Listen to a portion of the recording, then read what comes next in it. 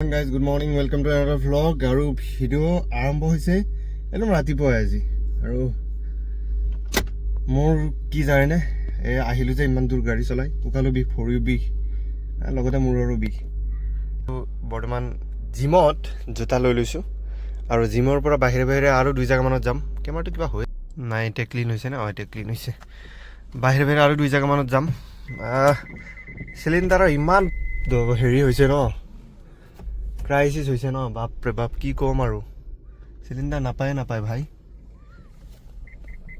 মই চিলিণ্ডাৰৰ সকামত, জিমত আৰু দুটামান কাম আছে, সেইকেইটা লৈ বজাৰত ওলাইছোঁ আৰু ৰাতিপুৱাই গাড়ী চাড়ী লৈ। বৰষুণ দিছিলে, এইফালে তামাম বৰষুণ দিছিলে ৰাতিপুৱা। ৰাতি দিয়া নাছিলে, ৰাতি ঠিকে আছিলে। মই ৰাতি দেৰিকৈ শুইছোঁ, 2টামান বজাত শুইছোঁ আৰু তেতিয়ালৈকে বৰষুণ দিয়া নাছিলে, ৰাতিপুৱা দিছিলে। মই সেইকাৰণে উঠোঁতে দেৰি হৈ গ'ল, 8:30 বাজিলে। আৰু বৰষুণ নিদিলে স্কুটি লৈ গ'লোঁ হয়, কালিও স্কুটি লৈ গৈছোঁ।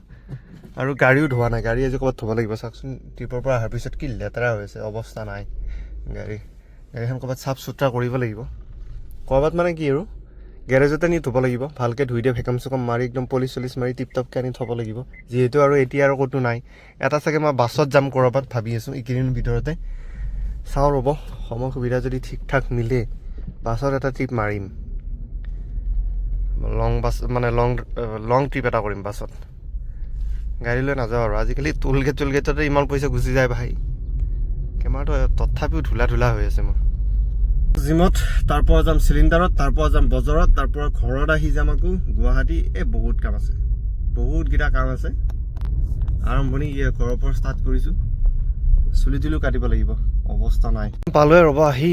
এতিয়া কথাটো হ'ল কি, গাড়ীখন পাৰ্ক কৰোঁ ক'ত, দিগদাৰ হ'ব নহয়, য'তে ত'তে ৰাখিবও নোৱাৰি। দোকান খুলি দিলে অসুবিধা হ'ব। জেনজি কেফে বুলি লিখা আছে, জেনজি কেফে, জয় জুবিন দা জেনজি কেফে। নাম বিচাৰি পায় আৰু মানুহবোৰে। এইখনৰ আগতে ৰাখোঁ ৰ,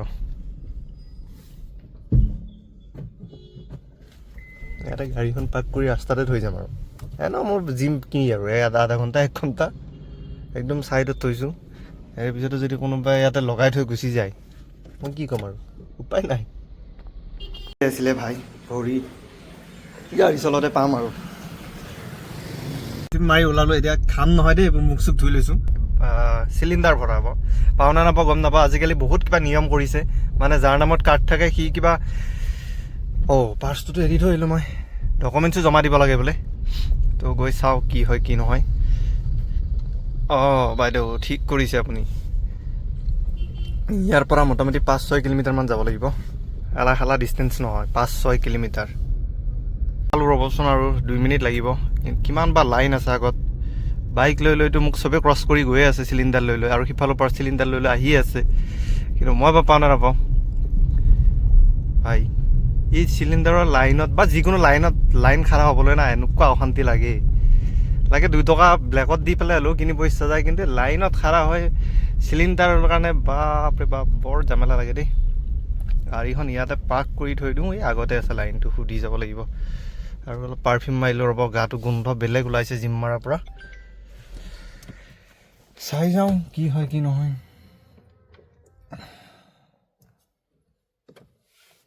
চিলিণ্ডাৰ এটা ল'লোঁ গাইজ, বহুত কষ্ট কৰি, বহুত লাইন পাতি এটা চিলিণ্ডাৰ পালোঁ। এতিয়া কথাটো হ'ল কি, আৰু এখন কাৰ্ড আছে, সেইখন কাৰ্ডত আকৌ কিবা বোলে চকুত টিপ দিব লাগিব, আকৌ তাতে লাইন খাৰা হ'ব লাগিব। এতিয়া তাতে যাব ওলাইছোঁ। সময় কেইটা হ'ল গম পাই না?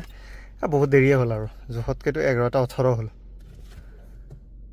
ই ৰিক্সাখন ঘূৰোৱাতেই তাৰ ইমান টাইম লাগে।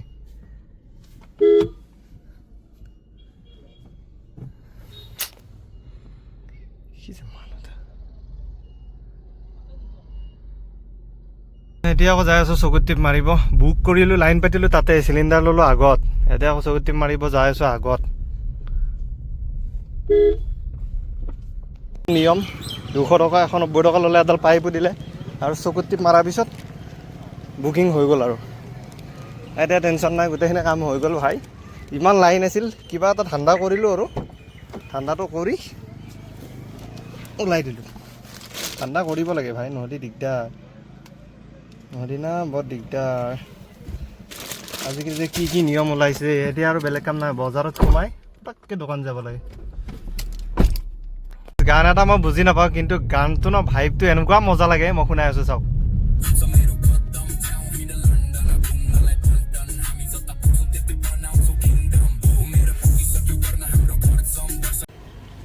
ৰাতিপুৱা ব্ৰেকফাষ্ট খোৱা নাছিলোঁ, ভাত খোৱা নাছিলোঁ, আৰু দুপৰীয়াও নাখাওঁ।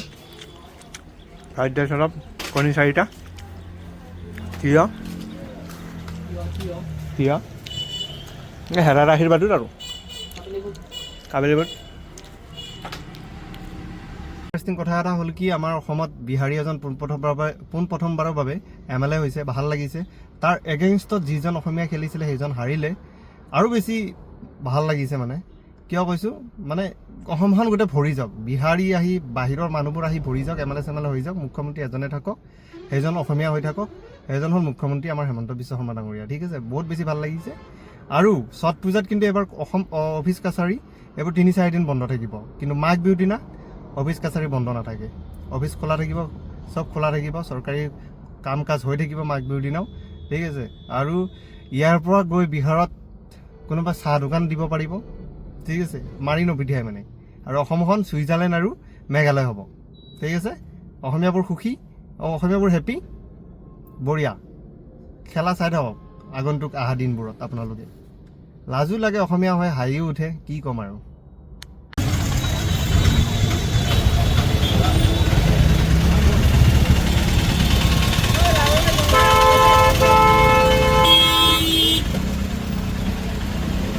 যাবৰ ৰাস্তাটোত সোমাইছোঁ, যাবৰ ৰাস্তা।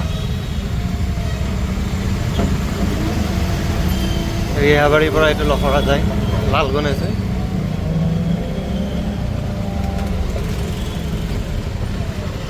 গাড়ী থৈ আহিলোঁ মালিগাঁৱত, তাৰ পৰা আহিলোঁ বাছত, আকৌ তাৰ পৰা আহিলোঁ ই ৰিক্সাত, এতিয়া গৈ আছোঁ খোজকাঢ়ি।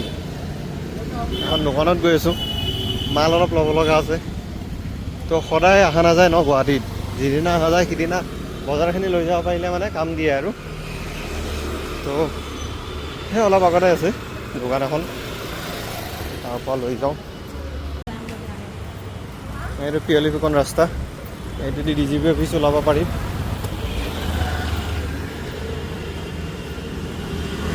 ঘূৰি অহা নাছিল ইমান টাইমে, মই ইমান টাইম দোকানত বহি গৈছিলোঁ, আৰু দোকানৰ আগতে আহিছিলোঁ। দোকানৰ মালবোৰ আনিলোঁ, সেইবোৰ সোমাই থলোঁ।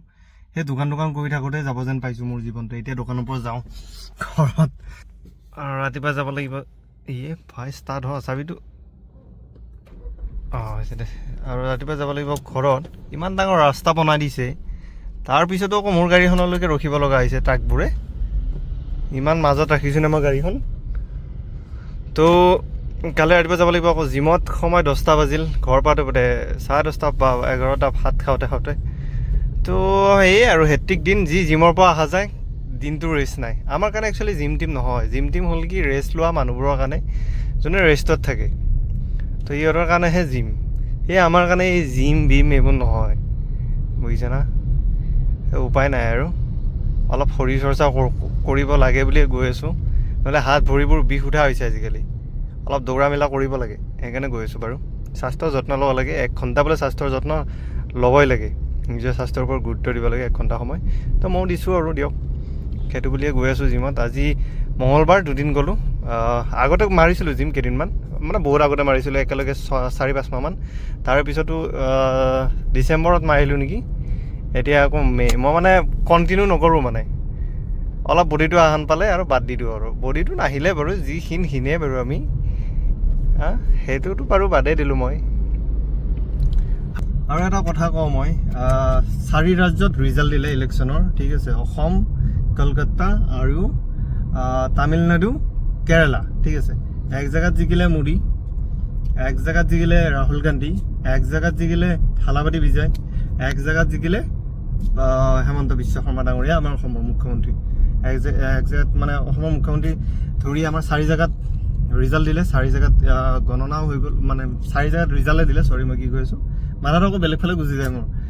তো কথাটো হ'ল কি, ৰাহুল গান্ধী জিকিছে কেৰেলা। ঠিক আছে, কেৰেলা জিকাৰ কাৰণে মানুহে কৈছে কেৰেলা গোটেই মুছলিম কাৰণে কেৰেলাত ৰাহুল গান্ধী জিকি গ'ল, আৰু বহুত কিবা কাৰণে কথা কৈ আছে, আৰু কেৰেলাত জিকি গ'ল। ঠিক আছে, মই এটা বস্তু বুজি নাপাওঁ, তামিলনাডুত 90% হিন্দু আছে, 10% আদাৰ্ছ আছে, মানে অলপ খ্ৰীষ্টান অলপ কিবা বেলেগ এনেকুৱা মানুহ আছে আৰু তামিলনাডুত চবতকে মন্দিৰ মানে হিন্দু ধৰ্মৰ মন্দিৰবোৰ চবতকে তামিলনাডুত বহুত বেছি আছে মানে আছে আৰু দেই পূজা পাতল কৰা জেগাটো এইবোৰ বহুত আছে কিন্তু তাতে এটা চিট নাপালে মোদীজীয়ে মই সেইটো কথা বুজি নাপালোঁ এটা চিট নাপালে ভাই মই মানে আচৰিত তো কি বিশ্বাস কৰিম কওক মোদীজীয়ে আৰু 10 টকাৰ জালমুড়ি খাই মমতাক হেৰাই দিলে বা বেলেগ আছে দেই সাংঘাতিক বস্তু আছে কিছুমানে ভগৱান বুলি মানি লয় তো সেইটোৱে কথা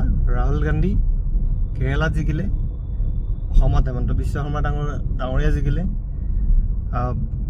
কলকাতাত আমাৰ মোদী জিকিলে 10 টকাৰ জালমুড়ি খাই মোদীজী জিকিলে আৰু এইটো হেৰিত কি বুলি কয় তামিলনাডুত ভাই হিন্দুৰ জেগা আছিল মোদী এখনো চিট নাপালে ভাই বৰ বেয়া লাগিছে মোৰ সেইটোক লৈ বহুত বেয়া লাগিছে আমাৰ হিন্দুবোৰক লৈ বহুত বেয়া লাগিছে বহুত বেছি বেয়া লাগিছে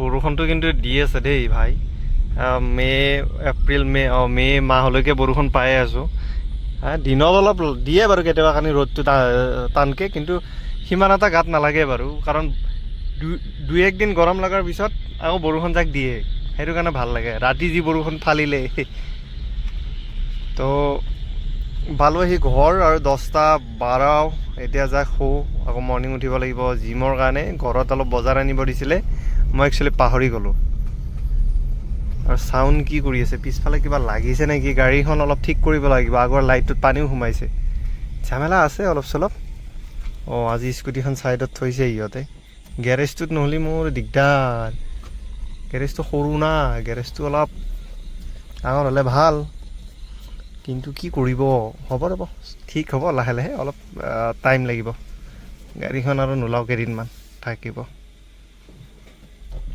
like share subscribe good night